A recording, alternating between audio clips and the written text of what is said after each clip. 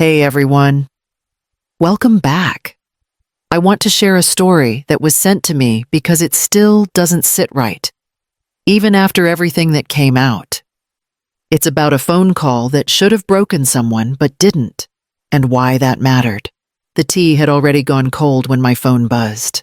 I was sitting at the kitchen table, elbows planted, staring at nothing in particular. One of those mornings where you feel awake but not really present. The kind where your body shows up before your thoughts do. The screen lit up with my son's name, Evan. I didn't hesitate. I didn't think. I tapped the screen and put the call on speaker without even lifting the phone. That was stupid. I see that now. Mom, he said. His voice was steady, flat, not rushed, not shaken. Dad died last night. I stayed quiet, not because I was processing it, because something in the way he said it didn't let me react. The funeral's Friday, he went on. I've already handled it. I felt my shoulders stiffen. He left everything to me. The house, the accounts, all of it. There was a pause. Not for emotion, for effect. You get nothing. I looked up. Robert was in the living room, a few steps away, alive, breathing, standing in his socks, holding the newspaper like he always did, the pages making that soft, dry sound when he shifted his grip. Evan didn't ask if I was okay, didn't say he was sorry, didn't even slow down. He just waited for me to respond. I didn't cry. I didn't yell. I didn't even feel angry. I smiled. That scared me more than anything else. The call ended as cleanly as it began. No goodbye. No hesitation. Just silence. Thick. Heavy. Like the air had weight to it. My heart wasn't racing. It wasn't broken either. It just felt full. Like something had settled in my chest and decided to stay. My name is Linda Carter, 70 years old. And in that moment, with my husband very much alive and my son telling me he was dead, I understood one thing clearly. That call was never about loss. It was about erasing me. Honestly, if your kid said that to you, would you scream? Or would your brain just go quiet like mine did? I didn't say a word to Robert. Not yet. I picked up my cold mug, took a sip anyway, and for the first time, I waited to see what my son would do next. After the call, I sat there longer than I should have, not frozen, just stalled, like my body was waiting for instructions my brain couldn't give yet. I kept seeing Evan as a kid, 7 years old. Soccer cleats kicked off by the door, mud everywhere. He'd grin like he knew he was getting away with it. Mom, I already asked Dad, he'd say, which meant he hadn't, or he had, and didn't like the answer. Back then, it was small stuff. Lunch money, a ride he forgot to ask for, a late assignment. He always asked twice, sometimes 3 times. I told myself it meant he was persistent, confident. That's what you tell yourself when you don't want to say spoiled. Somewhere along the line, asking turned into expecting. I remember the first time I covered for him as an adult. He was short on rent, just that month. He said, I wired the money without telling Robert. I'll pay you back. Evan said, I didn't ask when. Then there were more months, more reasons, more explanations that sounded reasonable if you didn't line them up side by side. I lied for him, to his landlord, to his ex-wife, once, even to his daughter. The divorce wrecked him. That's what I told myself. But sometimes I wonder if it just pulled the curtain back on something that was already cracked. I replay conversations now and hear things I ignored before. You and Dad are fine. He'd say, you don't need all that money. Like my life was already wrapped up. Like I was done using it. I keep circling the same thought. Quiet. Persistent. Mean. Did I make him like this? Not in some dramatic movie scene way, just through 100 small decisions, through silence, through helping when I should have said no. Robert hadn't said much since the call. He stood by the sink, rinsing his mug longer than necessary. You okay? I asked. He shrugged. I am now. That was it. No lecture, no defense of Evan. No comfort either. That almost hurt more, because silence, coming from Robert, usually meant he'd already seen something I was still trying not to look at. Be honest. How many times do we tell ourselves it's just a phase when it's really not? Robert wasn't sick enough to die. That's the thought that kept circling, bumping into everything else in my head. He'd been tired. Sure. Worn down. We'd had one scare a few weeks back when he got dizzy in the grocery store and had to sit on a crate of apples like an idiot. We laughed about it later. Nervous laughter, but still. No ambulance, no overnight hospital stay. No doctor calling me in the middle of the night with that soft voice they use when they think you're about to fall apart. So Evan's words didn't land right. If Robert had died, someone would have called me. A nurse, a doctor, someone who wasn't my son delivering the news like he was canceling a lunch reservation. I went through my phone. No missed calls, no voicemails, no strange numbers, nothing. That's when the other stuff started surfacing. The things I'd brushed off because it was easier. A few weeks ago, Evan had asked, "You and Dad ever update the will?" I remember saying, "Why?" And he'd laughed. Too quick, just wondering. Another time, he'd asked how long probate usually took. I told him I didn't know. He said, "It can take forever if things aren't clear." Clear. That word stuck with me now. I'd ignored it. Because ignoring things is kind of my specialty. I tell myself it keeps the peace. Keeps the family intact. Keeps me from dealing with things I don't want to name. But sitting there, replaying his voice from the call, those questions felt louder than anything else. Dad died last night. He hadn't hesitated, hadn't checked in, hadn't even said Dad's name. It sounded rehearsed. Like he'd practiced it in the mirror, like he'd been waiting for the right moment. I looked over at Robert. He caught my eye. "You're thinking the same thing I am, aren't you?" he said. I nodded. "This doesn't smell right." He didn't argue. He didn't try to calm me down. He just said, "Then stop pretending it does. You ever realize something was wrong weeks ago but only see it once it's too late?" I waited until Robert left the room. Not because he asked me to. Because I needed the space to hear the truth without his face in it. I dialed Mark Feldman, our attorney, the one we'd used for years. My hand shook while the phone rang. I hated that it did. "Linda," he said, "what's going on?" I didn't ease into it. "My son says my husband died last night." Silence. Then, "That's not funny. It's not a joke," I said. "Check the file." Keys clicked. I pictured Mark frowning at his screen like he always did when something irritated him.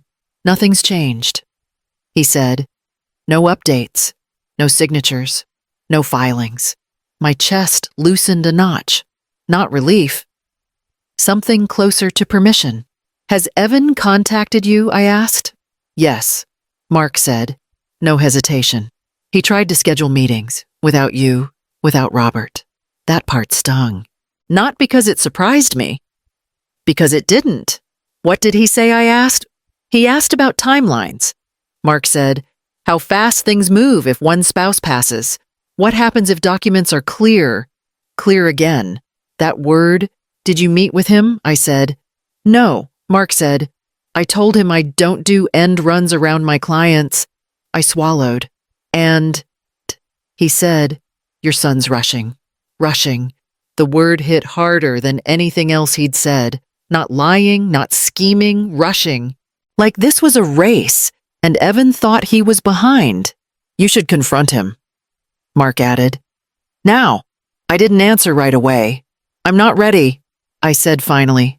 "That's fear talking," Mark said. "I know," I said, "but it's also buying me time." He sighed. Time cuts both ways. After we hung up, I stared at my phone. Evan's name sat there, quiet, waiting. I didn't call him. Not yet. That wasn't strategy. That wasn't strength. It was me being scared of what he'd say next and what I might finally have to say back. If you knew someone was lying to you, would you call them out or sit on it like a coward? Robert finally talked. Not in a big way. Not dramatic. He sat across from me and said it like he was confirming the weather. I expected this. That hurt more than Evan's call. You expected our son to lie about you being dead, I said. Robert nodded. I expected him to move when he thought I couldn't stop him. I felt stupid for being surprised, for needing Mark to say it out loud, for still wanting there to be another explanation. Robert leaned back. Let him show who he is. I shook my head. No, I don't want to play games with our kid. This isn't a game, he said. It's a reveal. That word made my stomach tighten. You're asking me to stay quiet, I said. To let him think he won. I'm asking you not to interrupt him, Robert said. There's a difference. I hated that he was right. I hated that this made sense. What if he goes too far? I asked. He already has. Robert said. The rest is just evidence. We didn't hug. We didn't hold hands. That would have made it feel like a decision we were proud of. Instead, we sat there, side by side, listening to the fridge hum like it always did when the house went quiet. I don't want this to change how I see him, I said. Robert didn't answer right away. Then, it already has. That landed hard. I realized then this wasn't about catching Evan in a lie, or protecting money, or proving we were right. We were protecting something else, something smaller, something more fragile. Our ability to look at ourselves afterward and not flinch. I didn't know how this would end. I just knew we couldn't stop it now without lying to ourselves too. Would you stay quiet if it meant learning the truth? Or would you shut it down fast Friday, showed up before it was supposed to? Not on the calendar, in my phone, in my inbox, in other people's voices. The first call came from my cousin in Salem. Oh, Linda. I'm so sorry, she said. I thanked her. Like an idiot. Like a widow. Then another and another. People I hadn't spoken to in years suddenly remembered my number. They spoke softly, carefully, like I might crack if they used the wrong tone. I didn't correct them. I didn't explain. I let the lie breathe. Evan texted mid-morning. We need to handle some paperwork before Friday. Just routine. Routine. That word again. He liked words that made things sound smaller than they were. I didn't answer right away. He followed up 10 minutes later. It'll make things easier later. Easier for who? I wondered. When I still didn't respond, he called. Mom, he said, already impatient. This isn't complicated. I didn't say it was.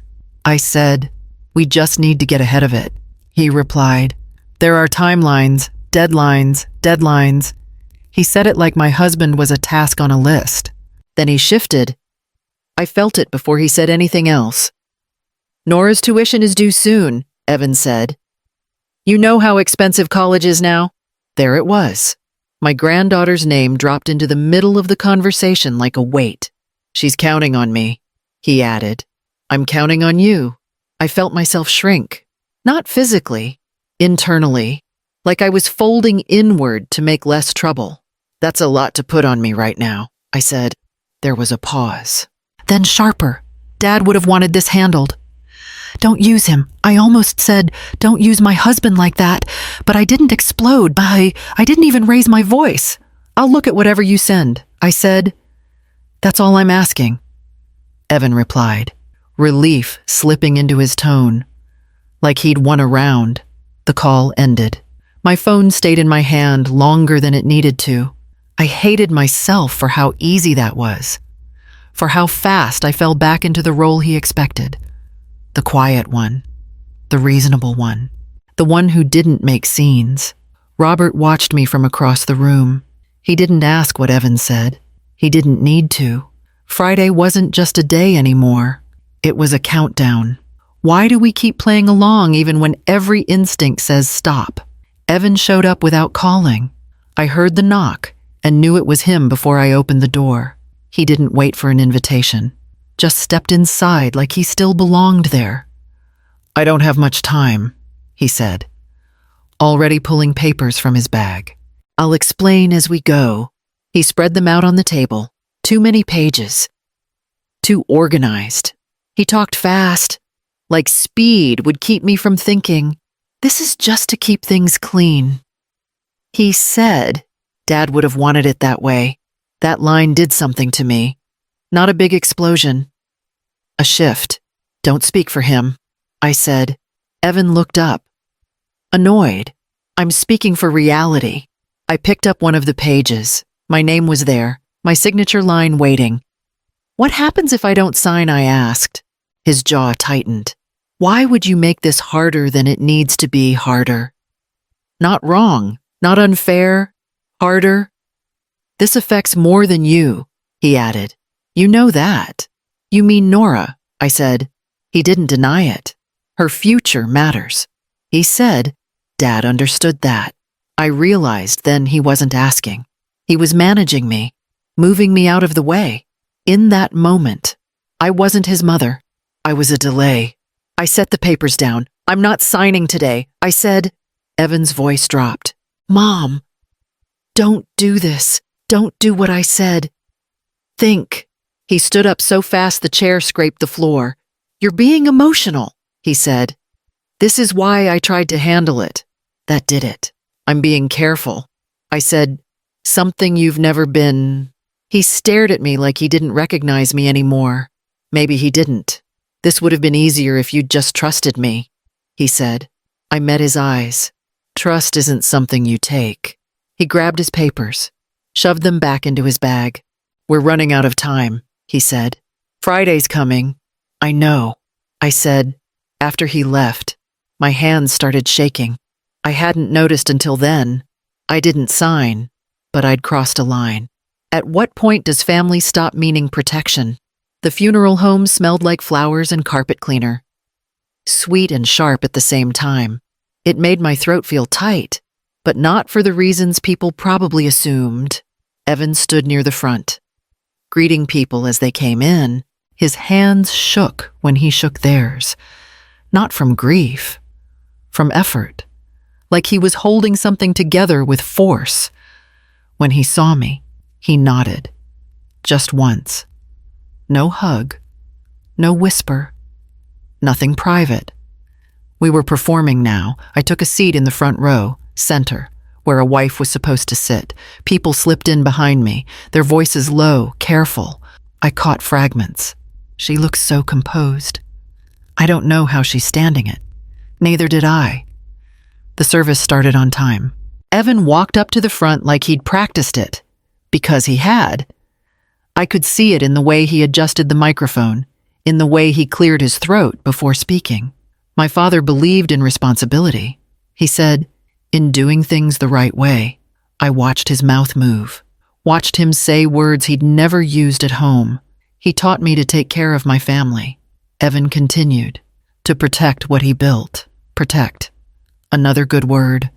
Another lie that sounded clean. He talked about legacy, about making hard decisions, about how his father trusted him. Not once did he look at me. People nodded. Some wiped their eyes. Someone behind me sniffed. I felt calm, completely calm. That scared me too.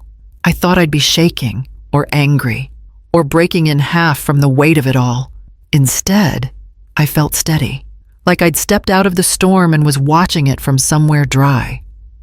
Evan's voice wavered near the end, just enough to sound real. "We'll honor him," he said, by moving forward. I almost laughed at that. I folded my hands in my lap and waited. I didn't know exactly when it would happen, just that it would.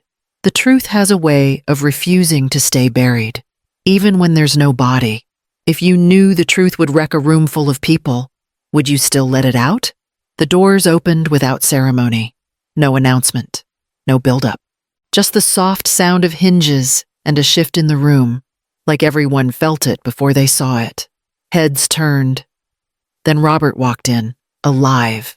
pale, solid, moving slower than usual, but steady, real in a way you couldn't fake. His eyes scanned the room once, then settled on Evan. Evan froze. Not grief frozen, not shocked, caught, like a kid with his hand still in the drawer. Someone gasped. Another person stood up halfway and sat back down. A chair scraped. The room didn't explode. It collapsed inward. Evan's mouth opened, closed. He looked at me, then at Robert, like one of us might fix this for him. "Dad," he said. His voice cracked on the word. Robert didn't answer right away. He took one more step forward and stopped. "You buried me fast," Robert said. Calm, not angry. That was worse. Evan shook his head. "This isn't funny." "No," Robert said. "It isn't." I stood then. I didn't plan it. My body moved before my fear could stop it. I didn't know how else to see the truth. I said, my voice didn't shake. I hated that it didn't, so I let it play out. Evan finally looked at me. Really looked. "You let them think I was dead," he said. "You told them you were ready to replace us," I said. Silence pressed in, thick, heavy, honest. Someone whispered Evan's name. Someone else said mine. It didn't matter. Evan took a step back. Just one. Like the floor had shifted. "I was trying to take care of things," he said. Robert shook his head. "You were trying to take control." I watched my son shrink in front of a room full of people who finally saw him clearly. I wish my voice had shaken. I wish this had hurt less. But truth doesn't always come gently. Is public truth cruel, or is it the only thing that actually works? After that day, everything slowed down and sped up at the same time. Lawyers came first. Conversations that didn't sound like English anymore. Evan sat across tables and stared at his hands. He wouldn't look at me. Not once. When he spoke, it was to his attorney. When I spoke, it felt like I was talking to a wall that used to be my son. Families split the way families do when the truth shows up uninvited. Some said I went too far. Some said I should have handled it privately. A few thanked me quietly, like they were afraid to be overheard. Robert and I are quieter now, not broken, just changed. We talk less about the future and more about the present. What we eat, when we sleep, which days feel heavy. We don't pretend this didn't leave a mark. I never thought it would end like this. I told him one night, "It hasn't ended," Robert said. "It's just paused." Evan moved out of reach. Physically, emotionally, maybe permanently. I don't know if I'll ever forgive him. I don't even know what forgiveness would look like anymore. A phone call, an apology, or just silence that doesn't hurt as much. Some days I feel strong, like I finally stood up and didn't fold. Other days I feel small, like I chose myself and lost my child in the process. If choosing yourself costs you your child, would you still make that choice? Here's what I do know. If you're watching this and something in your life feels off, don't ignore it just to keep the peace. Silence has a cost. Sometimes it's higher than confrontation. If this story made you uncomfortable, good. That means it touched something real. Share your thoughts. Talk about it. These are the conversations we avoid until they're forced on us. I still haven't decided what comes next with Evan. But for now, I'm choosing not to lie to myself, and that has to be enough.